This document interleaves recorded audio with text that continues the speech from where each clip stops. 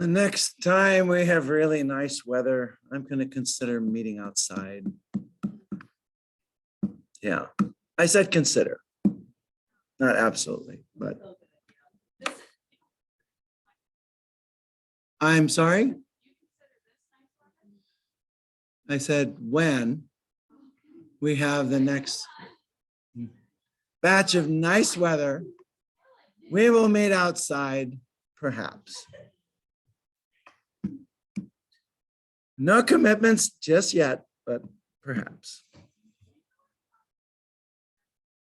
Yeah. Yeah.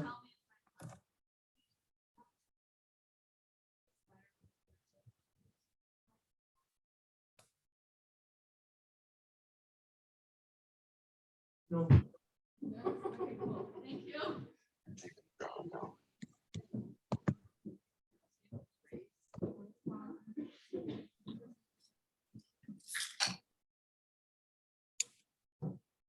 Hello, ladies. Hi. Okay. All right. Well done. Good, thank you. Can you hear me? Yes. Excellent. Okay. We will get started momentarily.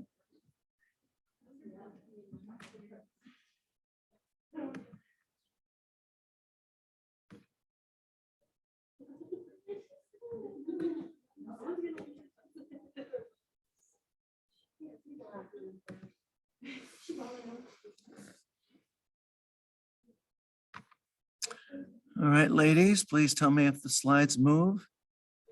They move. They move. Excellent. All right.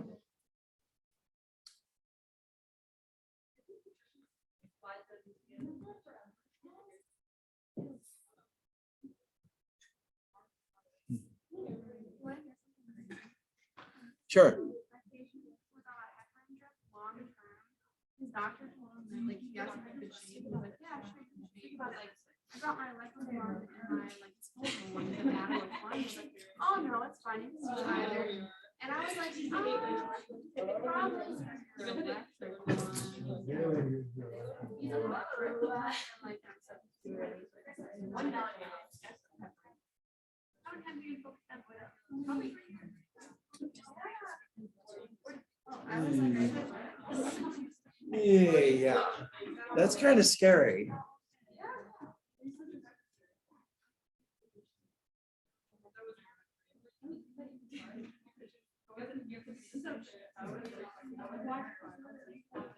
Good evening, sports fans. Welcome to another episode of As the Drug Turns. Let's do a little bit of review, like we do sometimes. Who can tell me one of the advantages of unfractionated heparin? And if you don't answer, I'm going to pick on somebody. Maddie. Good for those with kidney damage. Excellent. Exactly right, because it's not excreted by the kidney. What's the other advantage of unfractionated heparin?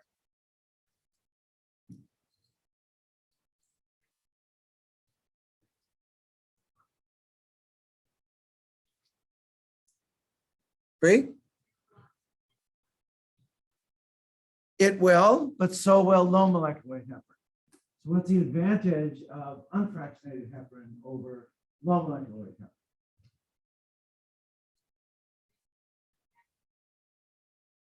They're both anticoagulants, yes. They're both used to prevent venous thromboembolism. How do you inactivate heparin? What's the antidote?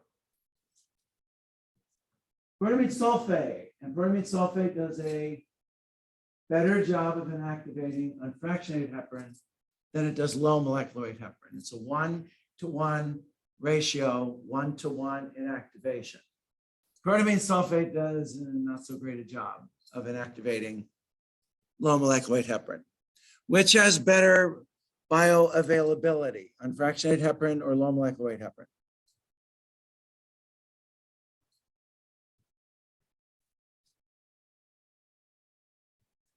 Who thinks it's unfractionated heparin? Raise your hand. Who thinks it's low molecular weight heparin? Raise your hand. It's low molecular weight heparin. Better bioavailability. Which one has more predictable pharmacokinetics? Who says unfractionated heparin? Raise your hand. Who says low molecular weight heparin? Raise your hand. Yes, it's low molecular weight heparin. Low molecular weight heparin has more predictable pharmacokinetics. It has a longer half-life. It's very predictable. That's why it's typically used. So I talked to my sister. My sister just had, it turns out, a knee replacement. Guess what she got sent home with? Enoxaparin. Bottles of enoxaparin with instructions on how to inject it subcutaneously. How does unfractionated heparin work? What's the mechanism of action? Well, the primary mechanism of action.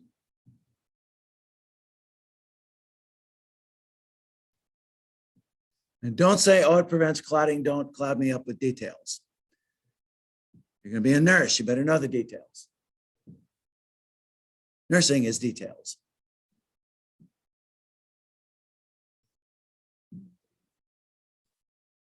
Why don't you say that like you're confident instead of and hyperactivates. Very good. Works through antithrombin 3. Antithrombin 3. How does low molecular weight heparin predominantly work?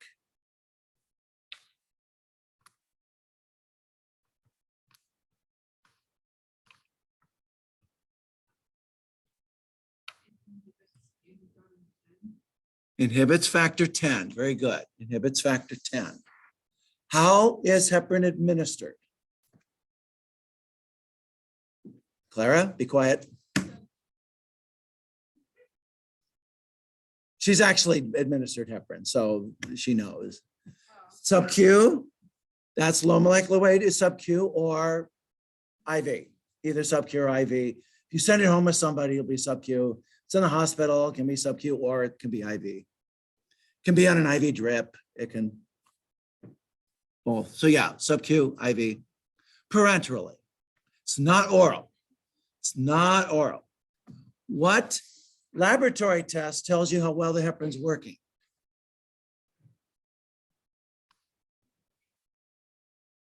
APTT test, right. The activated partial thromboplastin time test. That test tests for the intrinsic pathway. My stupid mnemonic is PTT, play table tennis. Where do you play table tennis? Inside. So it's the intrinsic pathway. PT, play tennis. Where do you play tennis? Outside. So it's the extrinsic pathway. See? Isn't that dumb? I bet you'll remember it. So PTT, play table tennis. Play table tennis inside. PT, prothrombin test, play tennis. You play tennis outside. It's the extrinsic pathway. And we'll talk about the extrinsic pathway because we're going to review what we talked about last time with warfarin. With warfarin. How does warfarin work?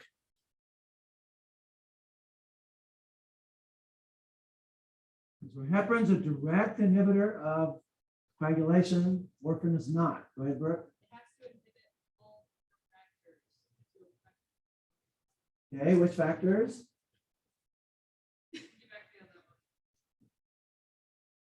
Well, it's right up there. Yeah. 2, 7, 9, and 10. 2, 7, 9, and 10. 2, 7, 9, and 10 undergo modification in the liver. What's the cofactor that's required for that modification?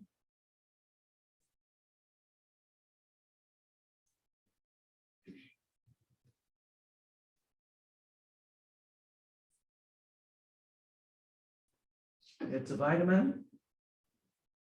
Vitamin K. Vitamin K. It inhibits vitamin K mediated modification of those clotting factors. Without that modification, they're not completely functional. So warfarin varies from person to person because of genetic interactions. the target of warfarin, which is encoded by the VCORC gene. That gene is highly polymorphic. Some versions of it bind warfarin very tightly, others bind it very poorly. The S stereoisomer of warfarin is metabolized by cytochrome P450 2C19. That enzyme is subject to polymorphism. So in some people, the warfarin is broken down quickly and efficiently. In other people, it's hardly broken down at all. So you have genetic interactions. Then you have drug interactions, of which there are many. Any drug that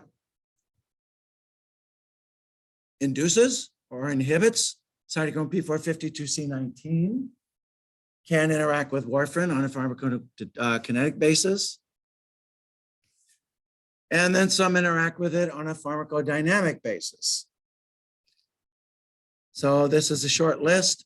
The list is much longer, but these are some of the ones you will come across. Also, we talked about the drug that's used for dietary cholesterol, ezetimibe. Ezetimibe, one of the drug interactions is that it also enhances the effects of warfarin. So the big thing to worry about with warfarin is bleeding. Intracranial bleeds are an issue. What are the signs of an intracranial bleed? You can have increased pressure in the brain, right?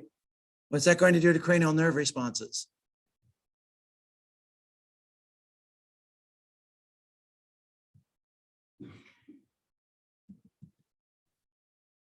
Are the cranial responses going to be normal? No, so head to toe. Just a head to toe examination, which you'll learn to do in fundamentals, where you do the cranial nerves, follow my finger, so on and so forth, all that. Those will not be normal. So if you see signs, the patient complains of a headache, cranial nerve responses start to go south, you might want to get them imaged. GI bleeds. So look for lactary stools, melena. Look for the coffee ground type vomitus. And then bruising. Bruising will be very easy. So guys who shave and gals who shave should use an electric razor, not a blade. Teeth, they should use a soft toothbrush. In fact, there's special toothbrushes you can get for people who are on warfarin or other anticoagulants for that matter, because the gums will bleed and they'll bleed pretty profusely if they mess with them. And then some people can be allergic to warfarin as well. So if that is the case, you're going to have reactions that are like unto hypersensitivity reactions, swelling in the face, throat, mouth, legs, so on and so forth, blah, blah, blah, what have you. Warfarin is not safe for pregnancy. It's deleterious to the baby. It causes malformations of the face, causes malformations of the bone. Not safe for a pregnant woman. Breastfeeding, it binds serum proteins very tightly. Because of that, very little is excreted in the breast milk. So it's safe for breastfeeding, not safe for pregnancy.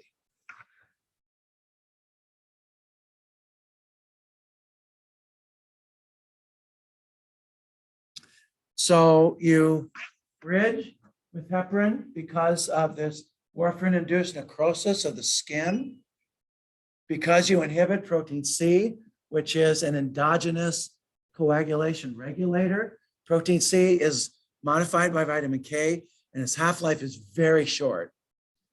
Once you give warfarin, you'll start to get small clots in the capillaries of the skin, and you'll have massive skin necrosis. That's why you always bridge with another anticoagulant, preferably heparin.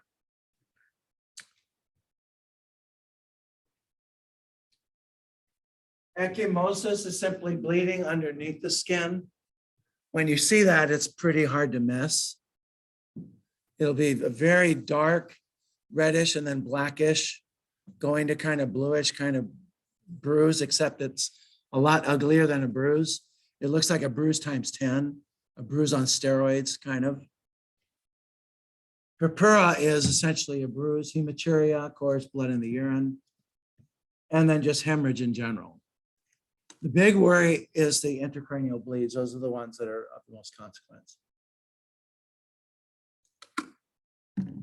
The sheet I gave you on these drugs has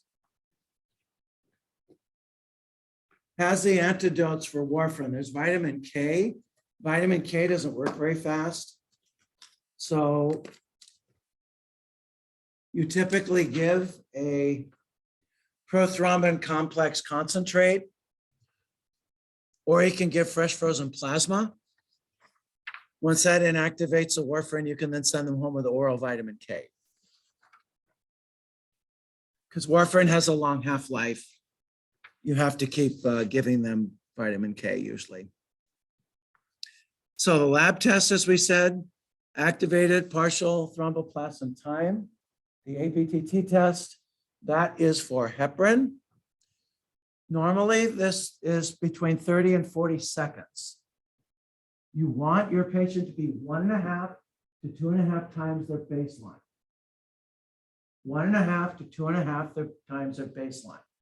So let's say you have a patient, before you put them on heparin, let's say their PTT is 38 seconds. Now, let's make it round, 40. Let's make it 40. What's their range then after you put them on heparin? What do you want to see? Go ahead and calculate it right now. Either in your head or use your calculator or whatever.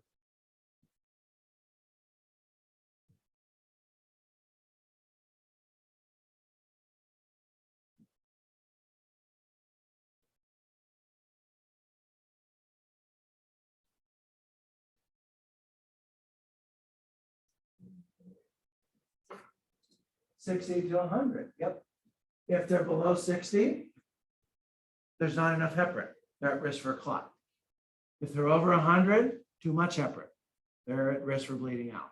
So you want them to be between 1.5 to 2.5 their baseline.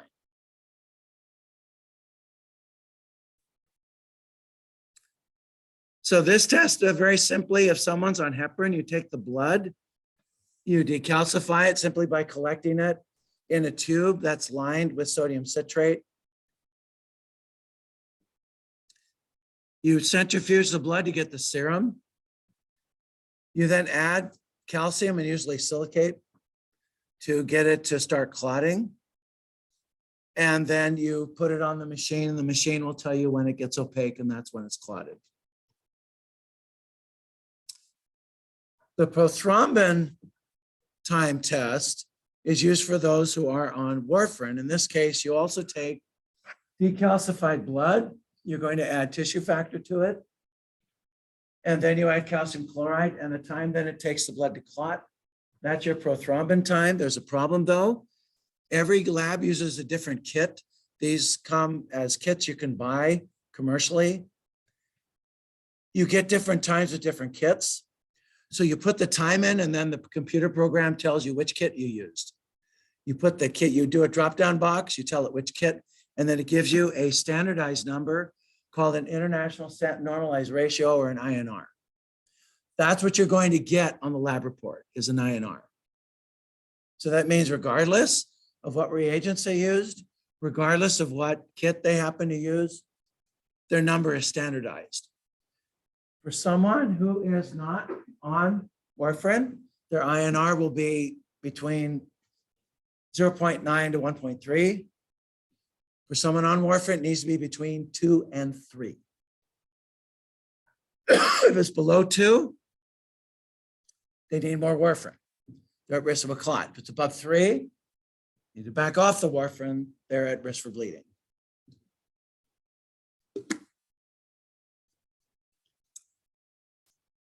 When people first go on warfarin, they need to be checked every week.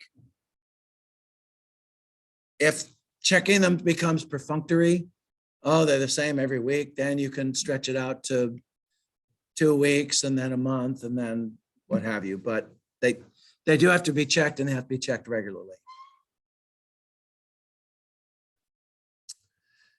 People on warfarin will get a sheet, an information sheet telling them what foods they need to avoid. Foods really rich in vitamin K, they're told to avoid. Because that can compromise the efficacy of warfarin. Any questions about heparin? Any questions about warfarin? Or that stuff like that there? The newer oral anticoagulants do not need to be monitored. They're also oral, so they're very convenient. These drugs all inhibit factor 10, so they all have, they inhibit activated factor 10, so they all end in XA ban. XA ban. So ipa-dupa-dipa-dupa-dup XA ban, it's an oral anticoagulant. One of the first of this class is rivaroxaban. Rivaroxaban goes by the trade name Xarelto. It is now the drug of choice for people who've undergone a hip or a knee replacement. They'll typically be given rivaroxaban. I think it was the Rocket study, clinical trial showed that rivaroxaban has a lower risk of intracranial bleeds. There was a trial that also showed that rivaroxaban is as good as warfarin in people with artificial heart valves. So FDA might approve rivaroxaban for people on artificial heart valves because right now, if you have artificial heart valves, warfarin's the only drug you can take.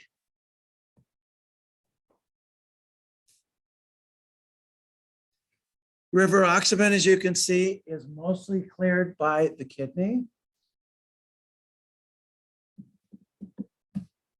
Its side effects, of course, are bleeding. So it's used for prevention and for treatment of venous thromboembolisms and PEs and so on and so forth. Apixaban, Eliquis. Apixaban out of these four drugs is the one with the lowest risk of bleeding. It gets used a lot. It's used for people with atrial fibrillation. It's used for prophylaxis of clots after knee and hip replacements. You see, it's only a minority of the drug is cleared by the kidney, so it is the drug of choice for people with kidney issues.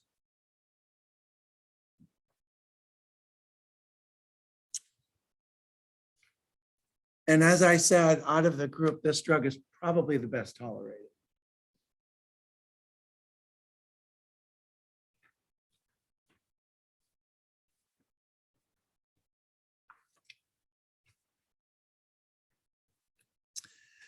These next two drugs are newer, so there's not as much data on them.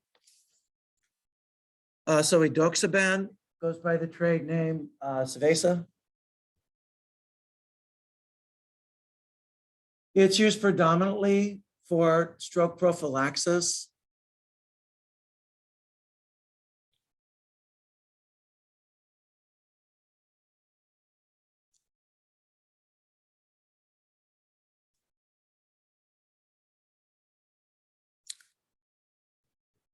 And then the newer one is this one, betrixaban. This drug you have to take on an empty stomach. You can see the bioavailability is pretty lousy. Food will reduce that even more, so this has to be taken on an empty stomach. This is used for stroke prevention. It was tested in atrial fibrillation and for prophylaxis of clots after joint arthroplasty. The FDA will probably approve it this year for that. It seems to have passed those trials. It's eliminated by the kidney, but the good part about this drug, it's not metabolized by cytochrome P450s. So you don't have cytochrome P450 based drug interactions.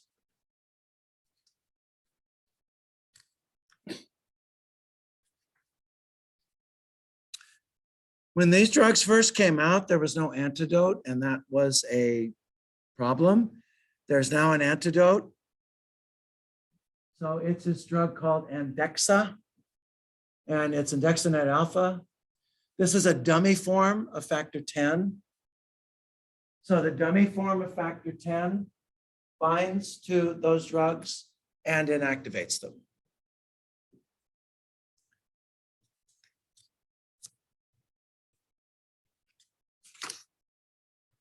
This drug can be administered intravenously, or it can be administered intravenously.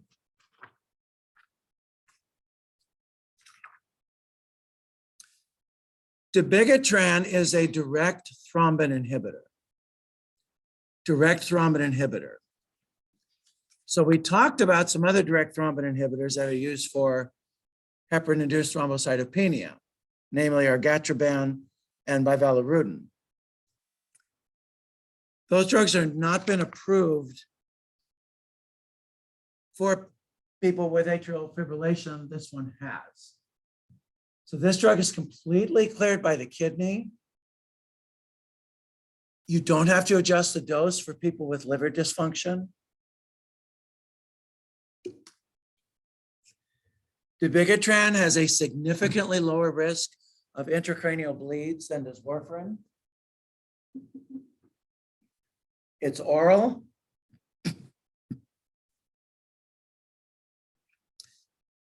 The big thing with dabigatran is you have an increased risk of GI bleeds. That's the thing you have to watch with dabigatran. This drug goes by the trade name Pradaxa. Pradaxa. And if you take dabigatran with these two statins, it will increase the risk of major hemorrhage, either simvastatin or lovastatin, but not atorvastatin.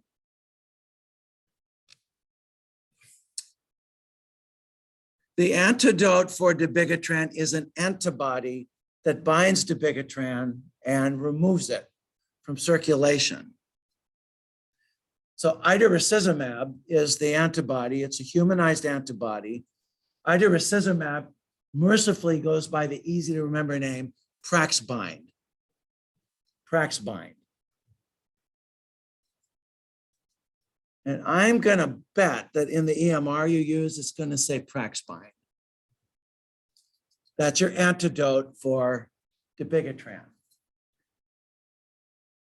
So you don't have to adjust this drug for renal disease. It comes ready to use. Essentially, you can take that and you can hang that right away and put it in a vein or put it in a piggyback or whatever. It comes 2 bottles per package. You use 2 of them in order to completely inactivate dabigatran. So that's for dabigatran toxicity or something like that.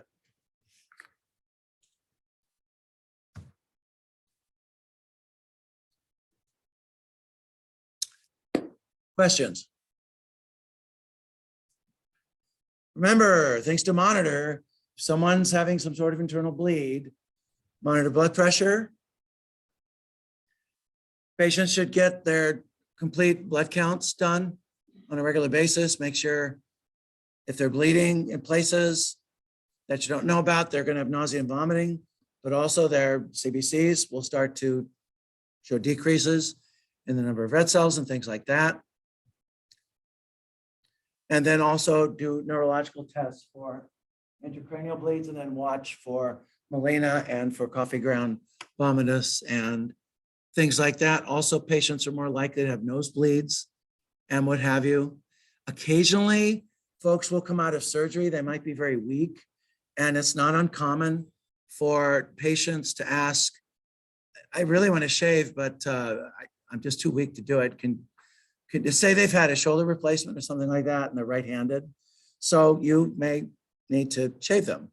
So be ready to do that sort of thing. And they may have brought their razor with them. So just be ready for requests like that. And remember, if they're on heparin or something like that, and you do happen to skin them, they're going to bleed. Also IVs, putting in IVs when someone is on blood thinners is a challenge. You have to apply pressure and you have to keep pressure essentially. So there's a way to do that. You'll be trained to do that when you get into the clinics. And it's always something to realize. Also, you want to decrease the amount of needle sticks that the patient's going to have. You always want to try to go for oral drugs as much as possible. If they're unconscious, then it becomes an issue, in which case you might want to consider a nasogastric tube or something like that.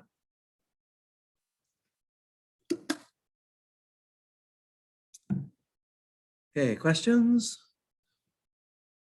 One more time. Anticoagulants prevent clots in which vessels?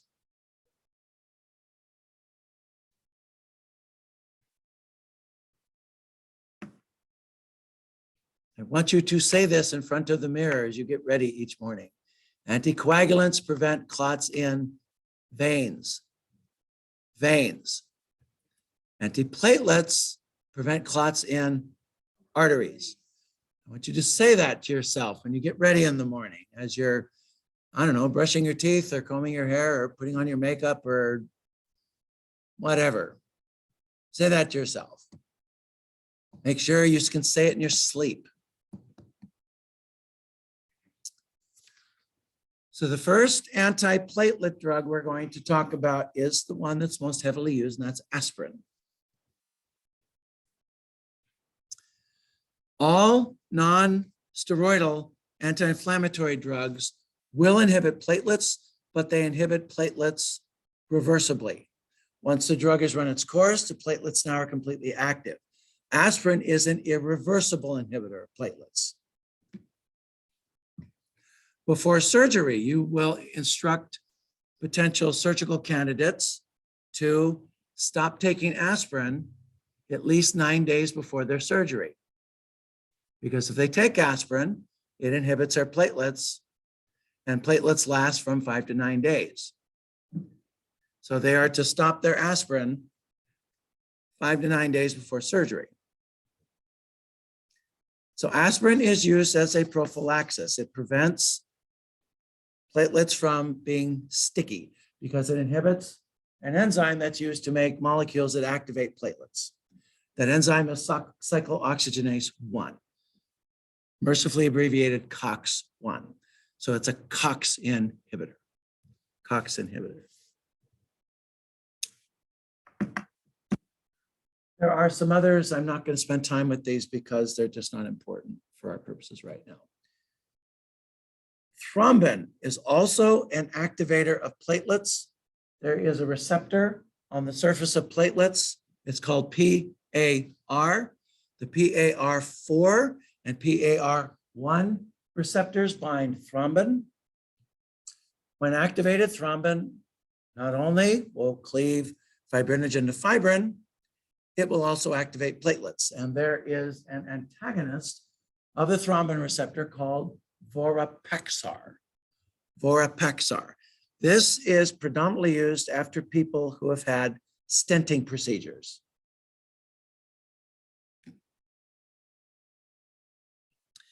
It does a pretty good job of preventing stroke and heart attack. It is contraindicated in people with a history of stroke. Also contraindicated in people who've had a history of intracranial hemorrhage.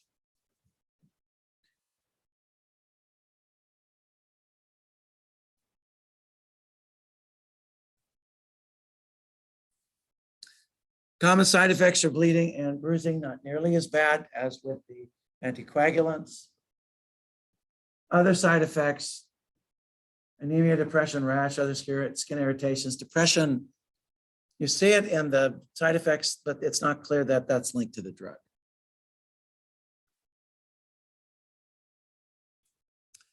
So again, watch the same sorts of things you would watch with the anticoagulants.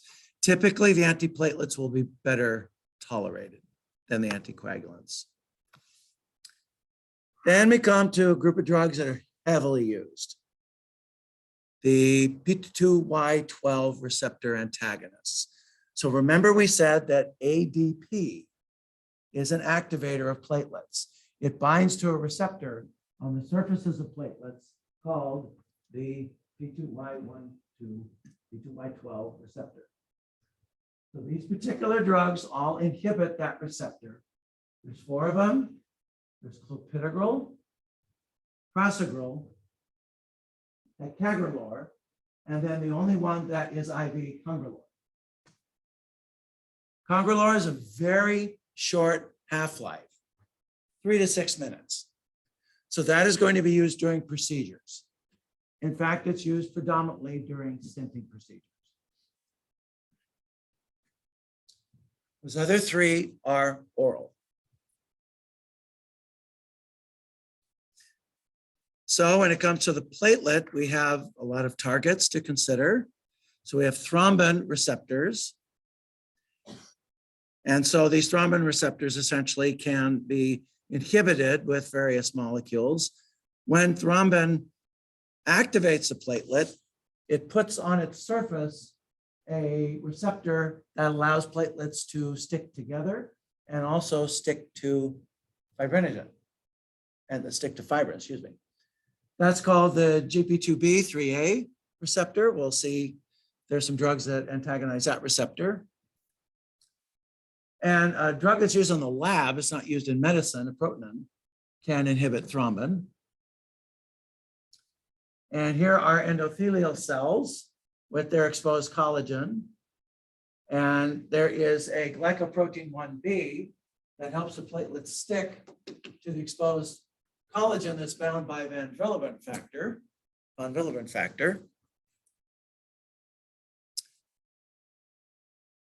And we get aggregation, we can block that. And then, of course, the ADP receptor can be inhibited too by the drugs we will now talk about. So the first of these is clopidogrel. It has been in a generic for a long time, but the trade name drug, Plavix, is still made. This drug is very heavily used. It's a prodrug. It's activated by the body. It's used after a heart attack. It's also used in people who have unstable angina. So acute coronary artery syndrome, acute coronary syndrome. This will cause minor bleeding. Major bleeds are rare. They do happen, but they're rare. There's a very severe side effect that we'll talk about in a few slides called TTP, that's thrombotic thrombocytopenia purpura, excuse me. It's contraindicated in people who have peptic ulcer disease, duodenal ulcers, or other types of hemorrhages that are present. This drug has very lousy bioavailability. Now, this drug is activated by cytochrome P450-2C19. Proton pump inhibitors inhibit cytochrome P450-2C19. So you cannot take clopidogrel with proton pump inhibitors.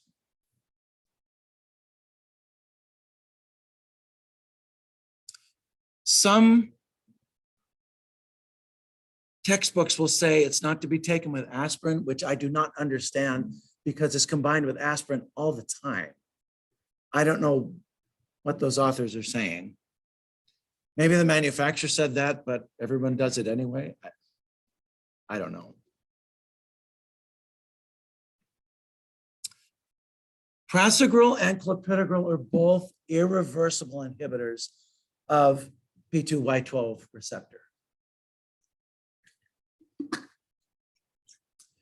Prasugrel is a lot like clopidogrel. This is the drug Efient. This can be taken with aspirin quite effectively. It plays well with aspirin.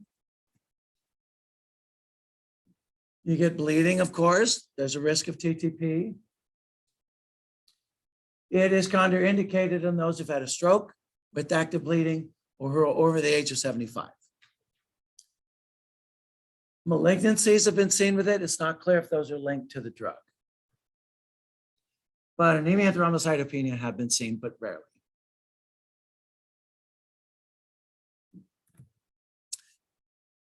Ticagrelor. Ticagrelor is a reversible inhibitor of P2Y12. So this is used during stenting. It's also used after a heart attack or a not quite a severe heart attack, an NSTEMI. It's used in unstable angina and acute coronary syndrome. That's the list of side effects taken right off the company website.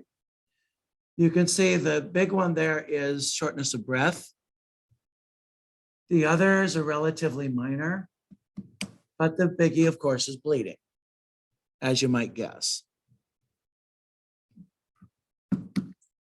This drug is metabolized by cytochrome P453A4. Because of that, if you use it with 3A4's inhibitors or inducers, you're going to either increase the risk of bleeds or keep it from working if you give it with an inducer. You can take it with aspirin, but it has to be low dose aspirin. If you use it above 100 mg of aspirin a day, you'll compromise the effectiveness of ticagrelor. This drug plays well with heparin. It plays well with other drugs that are used to inhibit platelets. You can take it with proton pump inhibitors. That's a big plus. You can take it with beta blockers. You can take it with ACE inhibitors. You can take it with angiotensin II receptor blockers. So ticagrelor is kind of the drug that tends to play well with some of the other drugs that these people are normally on.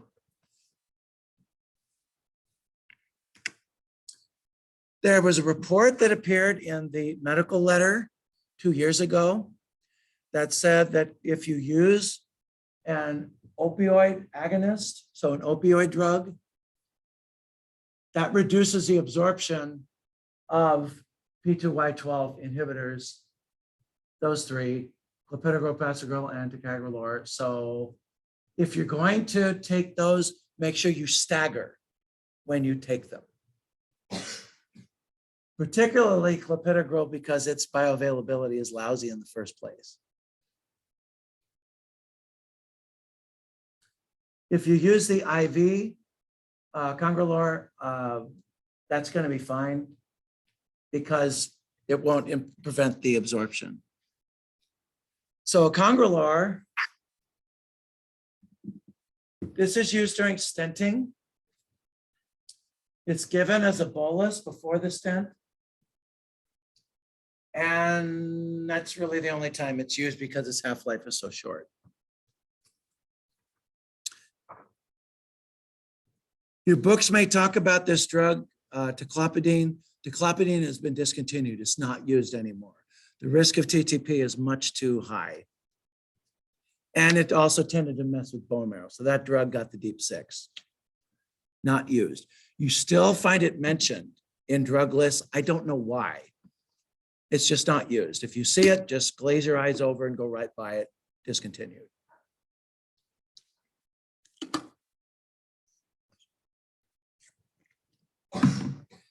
The NCLEX manual I have still has ticlopidine in it. It's been discontinued for almost 10 years. Whatever. Let's talk about TTP. What causes TTP is still a black box. It's not clear. But what seems to happen is that you get large polymers of envelopment factor that form. These cause platelets to go gonzo schizo and just get activated all over the place. And so you get clots with thrombocytopenia. Not unlike what you see with heparin-induced thrombocytopenia. So there's kind of these 5 different symptoms that you see with TTP.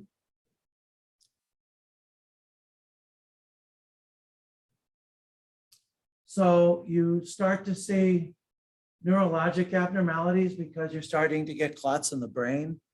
So you get alteration in mental status and maybe seizures, and it can be sudden.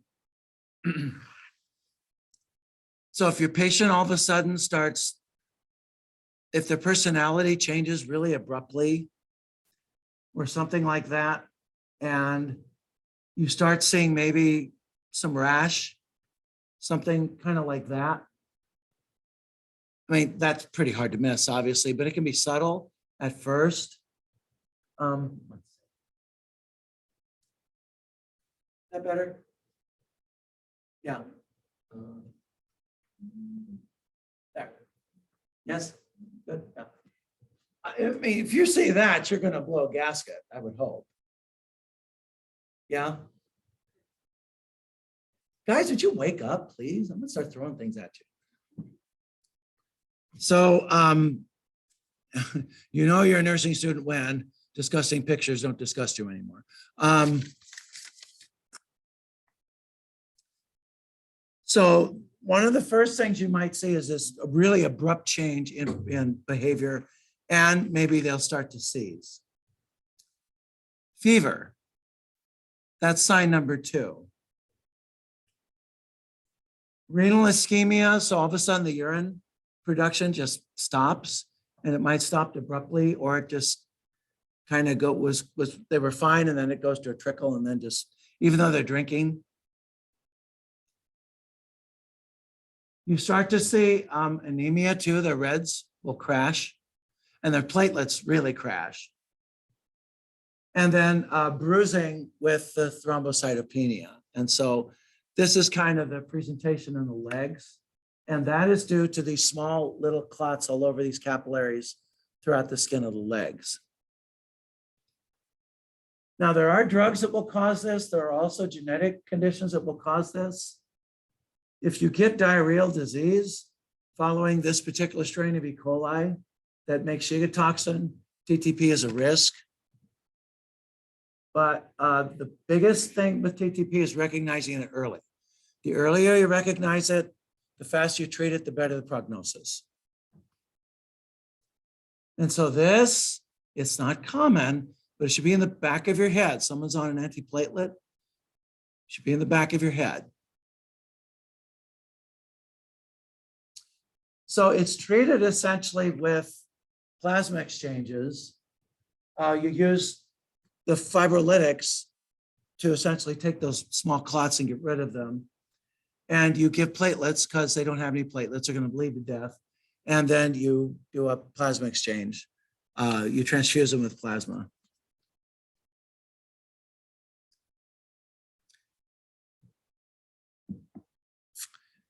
Any questions about TTP?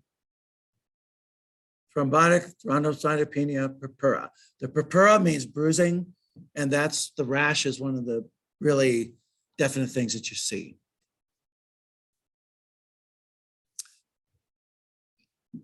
Dipyridamole, I looked this up just to make sure this was the case. This drug was given by itself as a drug called Persentine. Persentine's been discontinued. If you take dipyridamole now, it's combined with aspirin in this product. It used to be called Agrinox, but it's in generic now. So it's just dipyridamole plus aspirin. And this is used in people with atrial fibrillation to prevent heart attack and stroke. So dipyridamole is a metabolite that looks like ADP. Platelets take it up, and they can't make ADP because this stuff kind of gums up the works. So it prevents platelets from being activatable.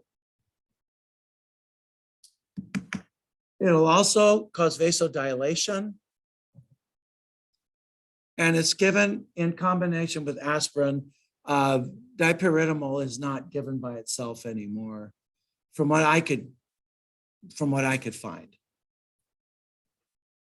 If you get lists of drugs, you'll still see it. But if you ask the manufacturer, do you make it? They'll say, no, we don't. We only make it with aspirin. So this is an oral product, formerly called Agrinox.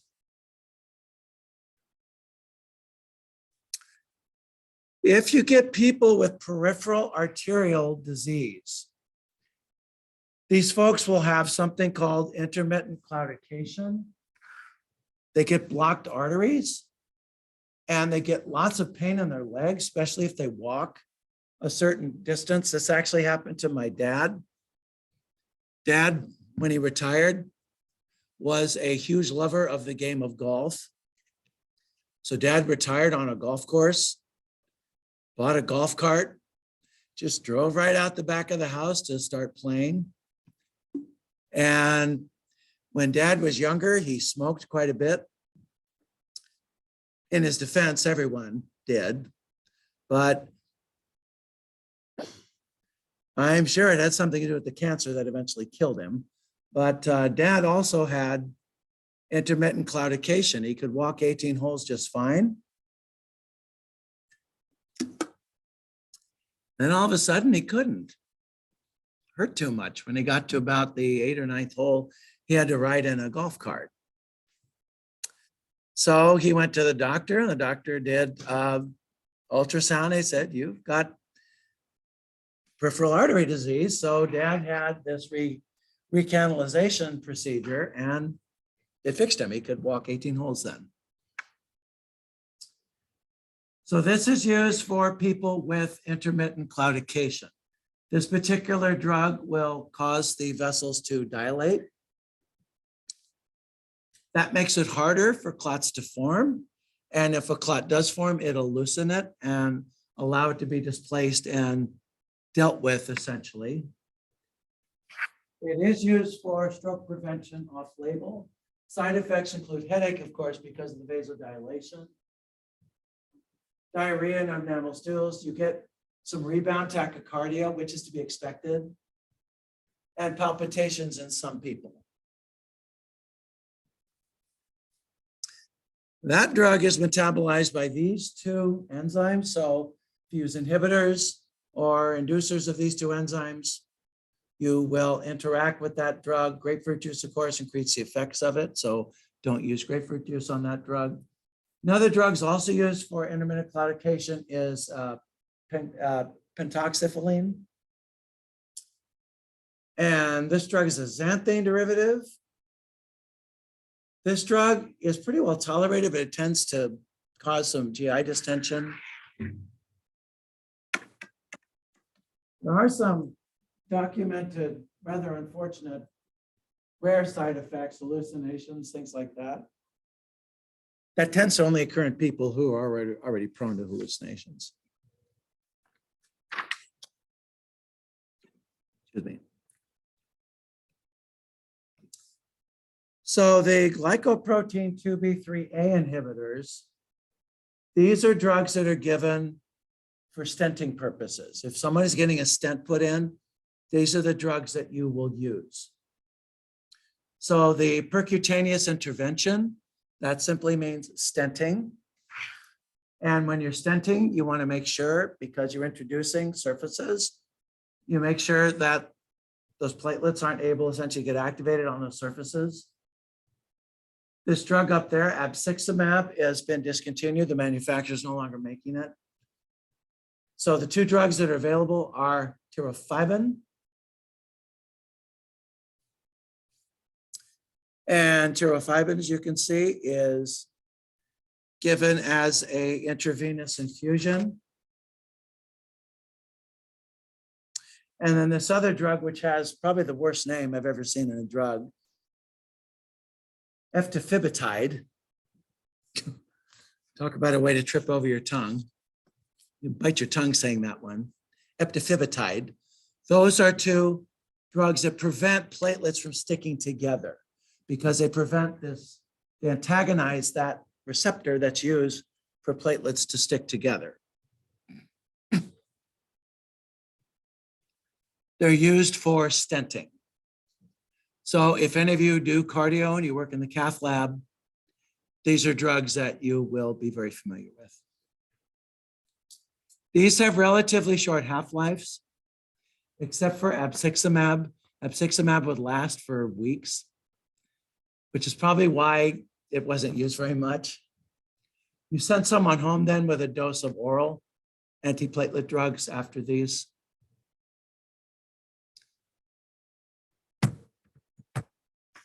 This particular drug, anagrelide, is used if you have essential thrombocytosis. This drug you have to really watch because it can really cock up your bone marrow. But if you have this condition where you overproduce platelets, this drug will essentially prevent that. It is an oral drug, and it you can see it causes weakness and hair loss and nausea and headache, and it can accelerate bone marrow fibrosis. So you really want to watch CBCs on this drug. And then finally, hydroxyurea is used in sickle cell disease. It's also used for essential thrombocytopenia as well. Hydroxyurea is usually well tolerated when you get on it at first. Usually it causes nausea that tends to go away. The nails may get discolored. And you've been on hydroxyurea for a while. Women on it usually deal with that by painting their nails. Guys, I guess, unless they're into painting their nails, tough luck, I guess. Some people have reported ulcers in the mouth or legs with hydroxyurea. That is not terribly common. Hair loss has been reported. It's difficult to know how common a side effect that is. There's also a report that it will increase the risk of acute myelogenous leukemia.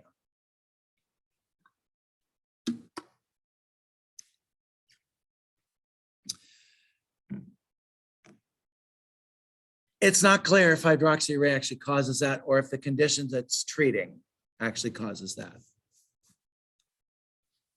And then interferons, we talked about interferons before, but those are also used in blood-based conditions.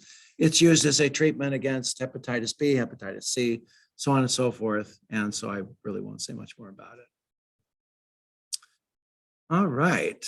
Are there any questions about any of these medications? If not, then we will go ahead and take our break right here. And I want to make sure everybody gets this handout. We'll talk about drugs that are used to treat anemia. So take 5, get a drink, smoke them if you got them, and then be back in 5.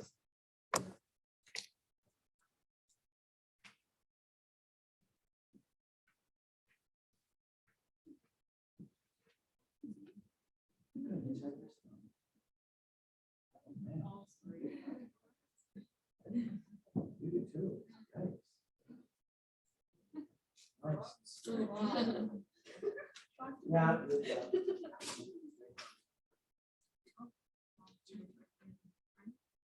Yeah.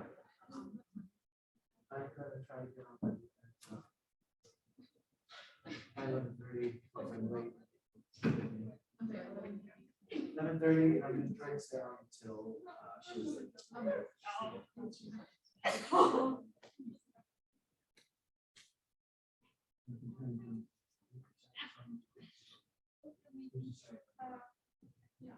Yeah. You want to die.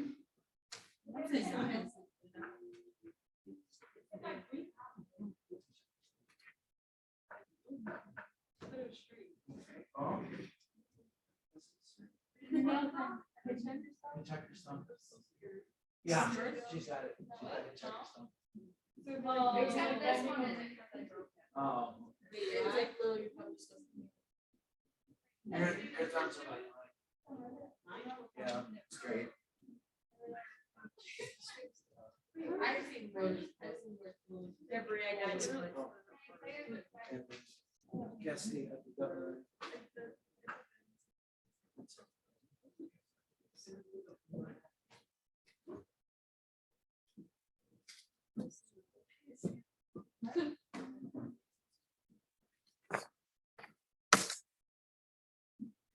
Okay, lady, this is a handout. I will put this online so you can get it. In fact, I'll do it right now. Thank you.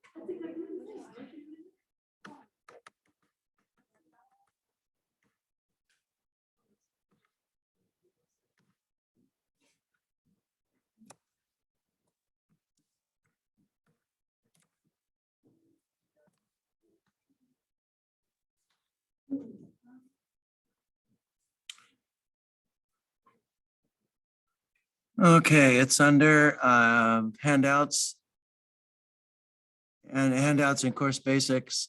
It's at the bottom and it's called anemia medications.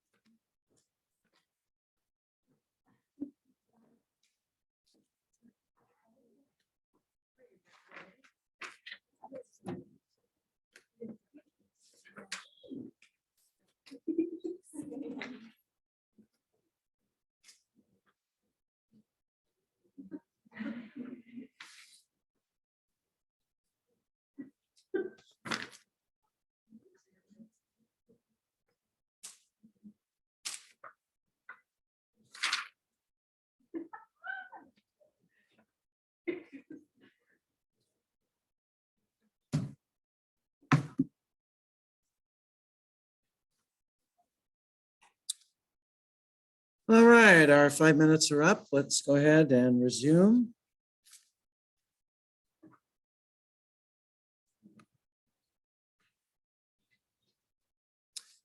Please take the handout. Let's take a look at how to treat anemia.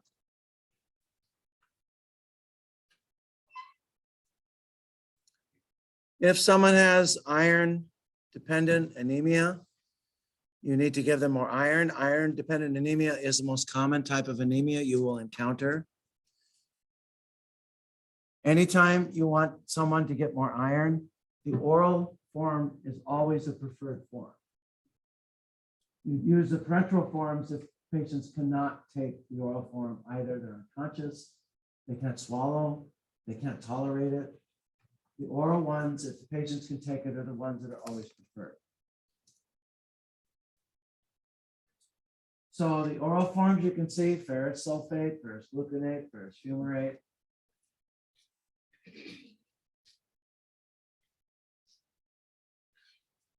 These iron compounds usually don't go down very easily. They cause heartburn. And then give you a pretty sizable stomach ache usually. Iron is always absorbed better if you take it with ascorbate, otherwise known as vitamin C.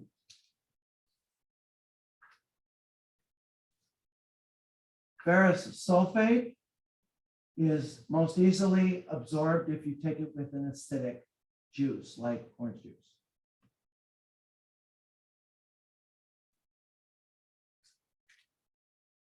I've never taken it, but I've been told on good authority it's disgusting. So if your patient goes yuck, many before them have also said yuck.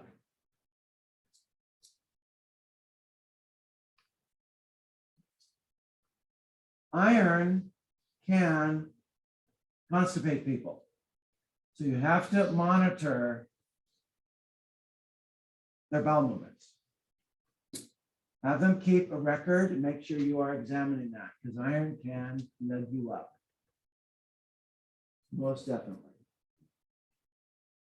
Now, if someone is taking the iron in a liquid form, it will stain their teeth and their mouth and so on and so forth. In that case, you can dilute it and have them use a straw. After they take it with a straw, they can wash their mouth out. That will greatly reduce the stain.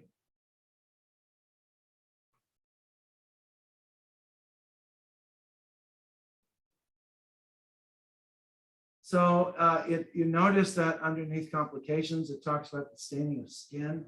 That's usually with intramuscular injections.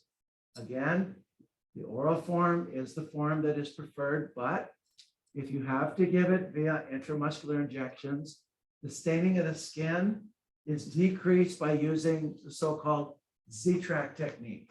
You will learn the Z-track technique just very quickly. The Z-track technique tries to minimize the amount of drug that leaks from the muscle into the sub-Q. You take the skin and you essentially make it nice and taut, and you put the needle in essentially nice and perpendicularly into the muscle. That way, the skin is stretched, it's thin, it goes right into the muscle, the amount of leakage into the sub-Q is very minimal. That's a Z technique. Claire, have you done Z techniques? They're not hard to learn, are they? No.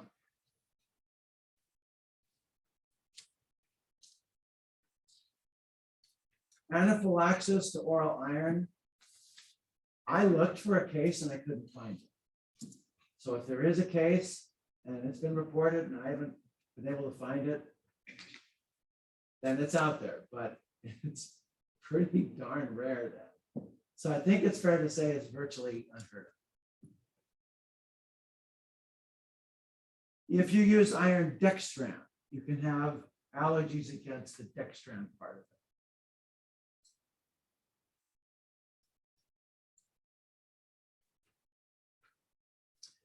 Now, if someone is requiring drugs that will increase their red blood cell production, they're taking the erythropoietin types of mimics and things like that, and they need to take iron with it, and they have chronic kidney disease or something like that, then these types of formulations that are parenteral are warranted. But again, if possible, the oral one is preferred. All right.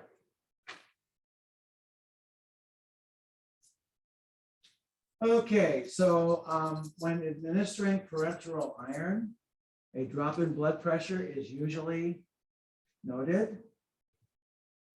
If the blood pressure drops too low, you've got a problem. In that case, you use pressors, vasopressors, like epinephrine, to raise the blood pressure back to a level where it will perfuse their tissues.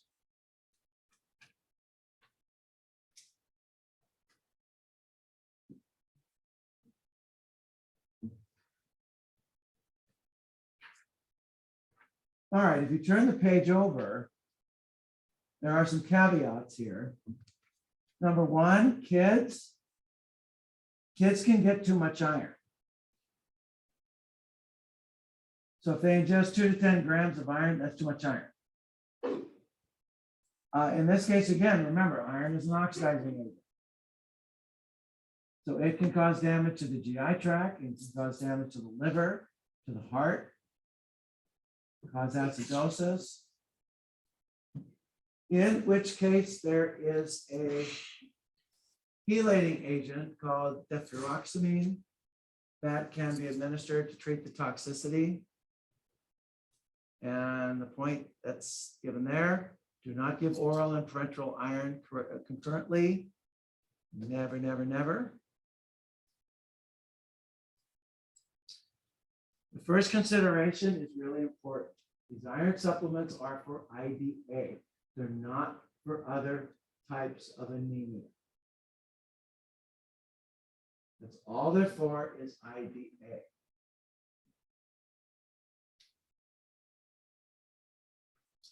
Now, the oral preps, if someone has some sort of GI issue,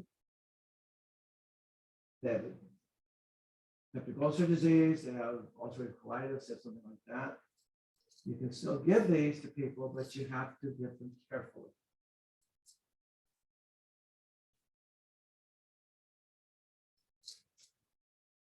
Also, certain drugs can reduce iron absorption. So proton pump inhibitors can reduce iron absorption. Tetracyclines and acids reduce iron absorptions.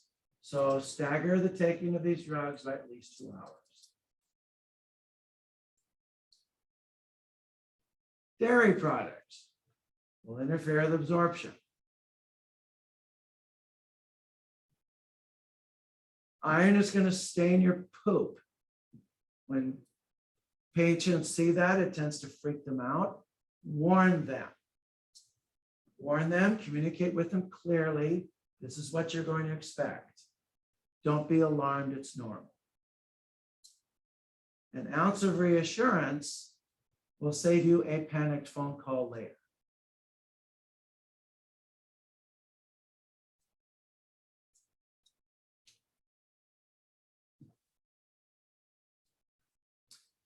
Since iron is going to plug the patient up, they should increase their fiber intake and they should exercise. Exercise will increase motility of the GI tract. Even a walk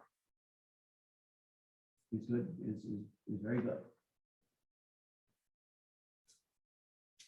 Now, because they're taking iron, that means they shouldn't eat any iron-rich foods? No, one of the best ways you can get iron is from food. You are supplementing iron from a good diet. So egg yolks, muscle meats, yeast, grains, leafy green vegetables, all excellent sources of iron. They should eat iron-rich foods that will properly supplement their iron. So you always assess if the drug is working. In this case, you're going to do CBCs. You compare the CBC a week before and after. You're going to look at the reticulocyte count, should increase. If it doesn't increase, you might not have IDA. Hemoglobin level should increase at least a month after starting treatment. And the other signs of anemia, the pallor, the fatigue, the swollen tongue, the pains in the legs, those should start to abate.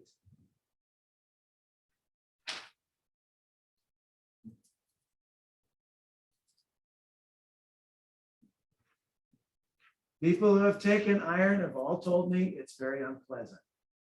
Good nursing, good education, I think can really help people withstand these medications much better. What about like the iron pills that people can take? Like I didn't take those. I didn't take them to fill the pipes like that. Like, Those are not very much iron. If you're severely anemic, you'll need more iron. That is essentially to supplement your just everyday life and diet and things like that. In which case, so that's essentially to keep you from getting IDA. If you have IDA, those tablets are not going to be enough. So, I take one a day with iron. Well, good for you, but that'll hopefully keep you from getting IDA. If you have IDA, you're going to need more than that. I personally can't. It's a stupid question, but does it ever go away? Or am I stuck with it? Depends. It's very possible that you just don't metabolize iron very well. So we've tried to like lower my usage. Oh, that sucks. Yeah. So I'm just curious if like ever I'll be able to wean off of it. I don't know. Does it just depend on me? I don't know. Depends on your medical history. I don't know. But Why do people with anemia like sodium? because sodium will help them make more hemoglobin. Sodium's involved in the synthesis of hemoglobin. And if you crave certain minerals, sometimes you can experience this thing called pica, where you crave certain non-food items. I had a student who had irritable bowel syndrome, and she didn't know it. And she was really low on certain minerals. And we were walking through the staircase, and she goes, "Oh, smell that cement. Isn't it a great smell?" I went, "Are you okay?" And then it dawned on me, that's pica. And then I was watching her in class, and she was nibbling on her notebook paper. She's ripping off the edges and chewing on it. I'm like, you got pica. You low in minerals. Let's see a doctor. And she went and saw a doctor, sure enough. She had undiagnosed irritable bowel syndrome. And the doctor treated her for it, and pica went away.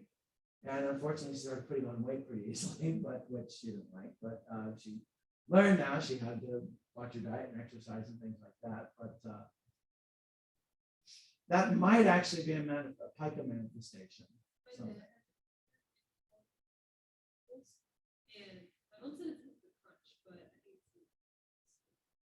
It's not uncommon for people with anemia to crave sodium.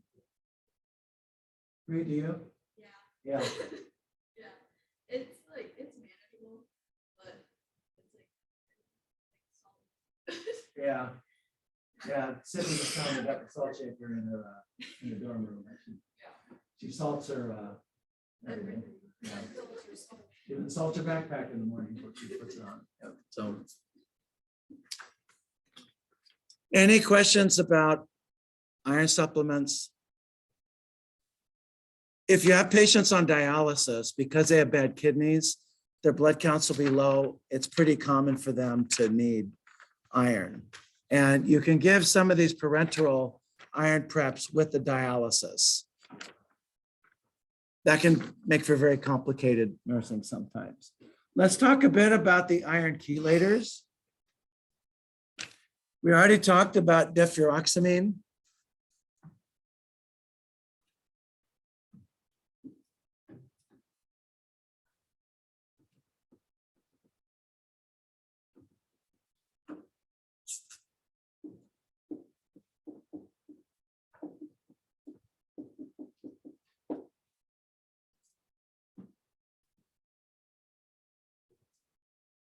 So this drug is given parenterally.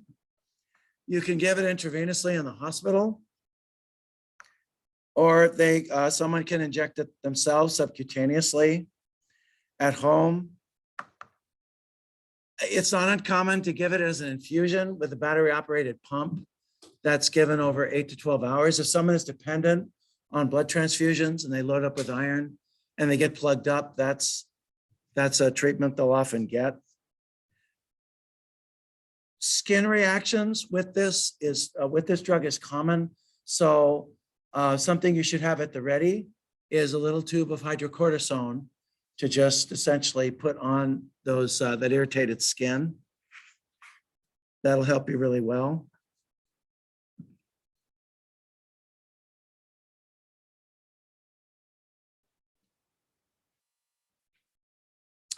Make sure while someone is on this that you give them regular hearing and screening, hearing and vision tests. There are reports of people starting having hearing and vision loss on this drug. So just very simple, how many fingers, so on and so forth.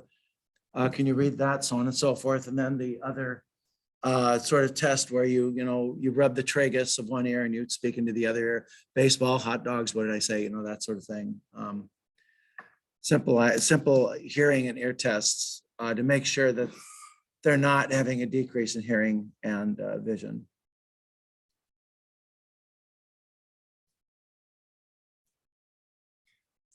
I'm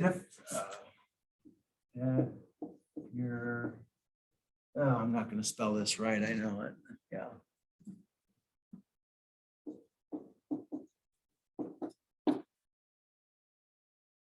If your Azarox this is probably the most common iron chelator used. It comes in 2 formulations. Comes as a tablet that you dissolves in liquid, and then there's a tablet that you swallow. The tablet that is dissolved in liquid is called X-Jade, I think. So that is a dissolvable tablet.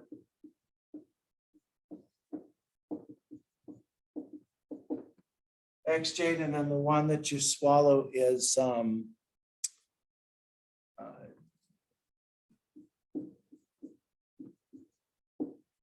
That's a tablet that you swallow.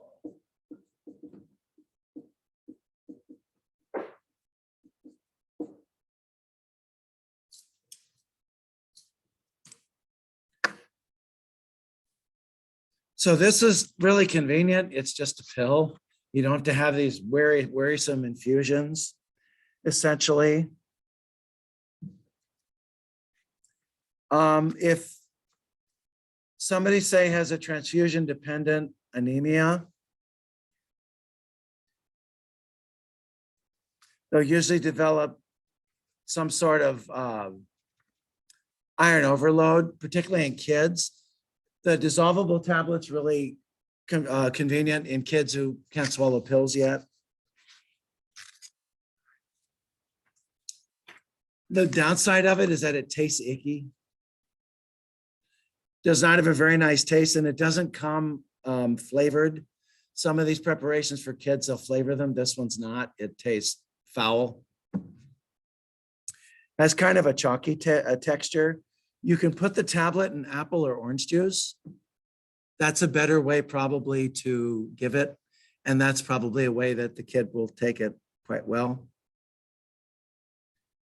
It also comes in granules that you can sprinkle over food, and they can take it that way.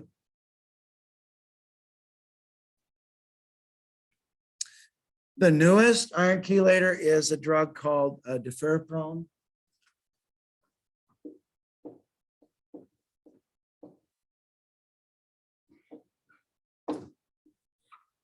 That's the newest out of this group. This one is oral. You take it 3 times a day. This is the best drug for taking iron out of the heart. If someone has had iron that's accumulated in the heart and is either going to damage the heart or is damaging the heart, this seems to be the best drug. This can cause agranulocytosis.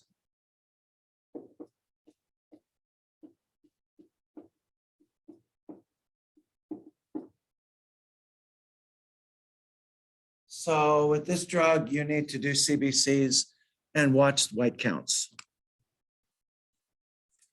You need to make sure that the neutrophil count is checked pretty regularly. And your professor doesn't know how to spell.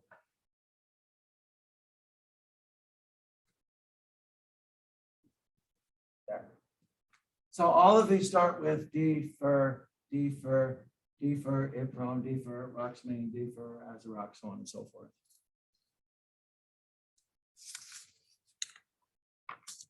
Okay, those are the iron chelators. And our final topic for the evening are the drugs that are used to boost red or white cell production in people usually undergoing chemotherapy, typically. That's usually where these drugs get used the most.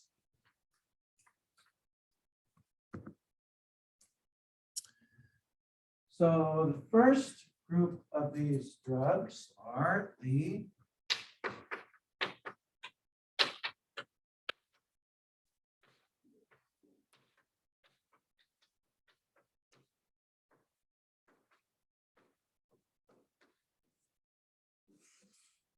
erythropoietin is made by the kidney.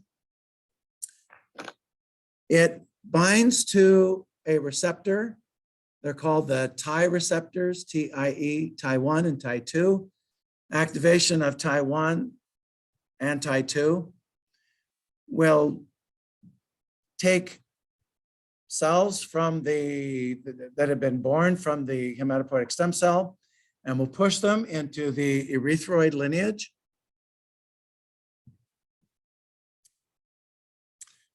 So these are genetically engineered proteins that are either derivatives of erythropoietin or are actually erythropoietin itself.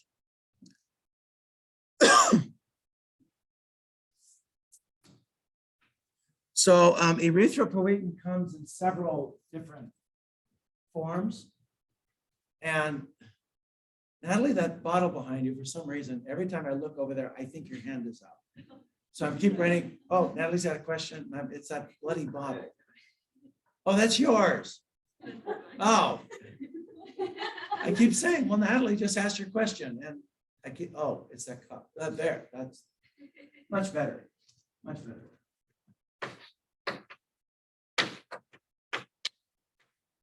So there's a drug called Procrit. Procrit was taken off the market because people who were taking it were getting heart attacks. And I think the problem with these drugs is that people hadn't really worked out how to deliver them.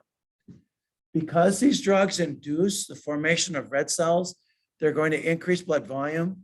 And that is the biggest concern about these drugs is blood pressure. So when someone is on these drugs, you must monitor blood pressure.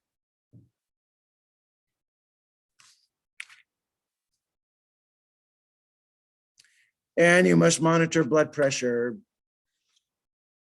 carefully. So there's Procrit and there's other versions of this. Erythropoietin, is it epoetin? I think that's another one. Epoetin. It's epoetin alpha. There's epoetin beta. They're given typically subcutaneously. They can also be given IV. The ATI section on these is very good. So I'm going to leave some of that for you to just peruse and learn about. So usually issues at the injection site and high blood pressure are your two big side effects. Because blood pressure can all of a sudden creep up on you, patients may get headaches. If they're prone to seizures, they may start to have seizures.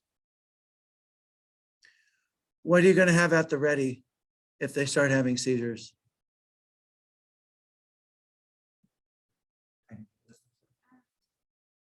Yeah, that's one.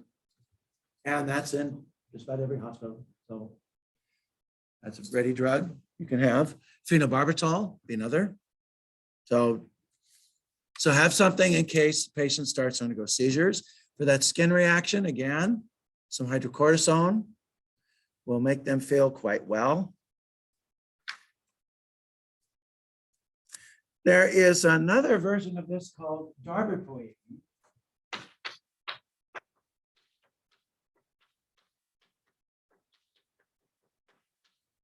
This drug has a longer half-life. In fact, it has a substantially longer half-life. So erythropoietin has to be dosed more often.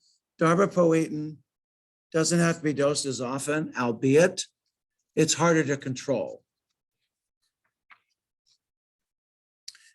The dose of these is going to depend upon the weight of the patient.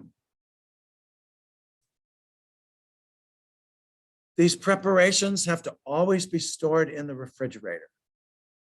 You can't leave them out on the shelf somewhere in the hospital. They have to be refrigerated. If the blood pressure becomes uncontrollable, you pull the treatment, always.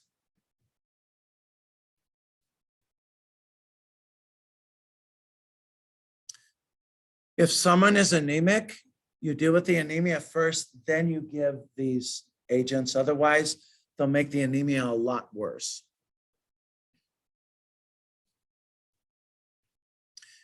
There are reports that ACE inhibitors interfere with the activity of these drugs. More recent reports have said that's bull. So ATI will tell you that ACE inhibitors interfere with the activity of these drugs. They compete for the same place in the kidney. I was not able to confirm that. I've seen it in several textbooks, but the research papers I've looked at, that comes from older data that more recent research has not been able to replicate. So for the NCLEX, yes, ACE inhibitors inhibit it. So don't use these with ACE inhibitors. But I'm telling you, that's probably going to change based on more recent research.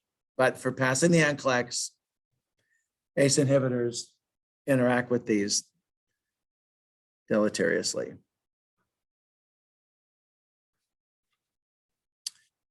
If a patient gets a sudden migraine all of a sudden, that could be a hypertensive crisis. They need to come into the emergency room ASAP.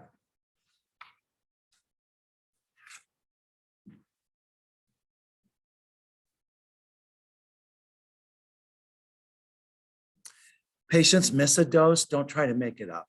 You miss a dose, you miss a dose. Don't try to make it up.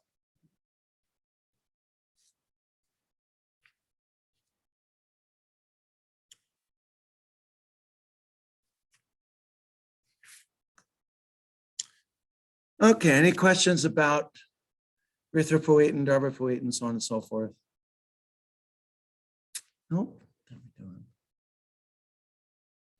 We've got 2 minutes left, but I think I put you through enough tonight. Let's just go ahead and call it. We'll finish this and then we'll get into GI drugs. I sent you a handout, I think, on GI drugs. Bring that with you next time. We'll talk about GI drugs. Yeah. I'm gonna try, yeah, thank you for reminding me. I'm gonna try to be proctoring by 11:30 tomorrow. So I lab 8 to 10. I'll probably go to the gym after that. I'm gonna try to be back in the gym by 11:30. I'm gonna try to be on till about 3. Is that work? Yeah. Is this later? If I'm on later, is that helpful or no? 3's fine? Okay. I'll be on till 3 and then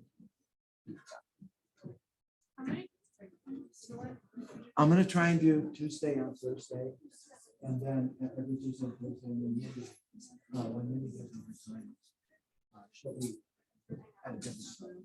Minnie only teaches Monday, so she's free. But- So evening? Not every evening. It's like Thursday night before work. Can you email me sometimes? That'll work for you. And I'll see what I can do. Okay. Oh, I don't care. You can talk to me first.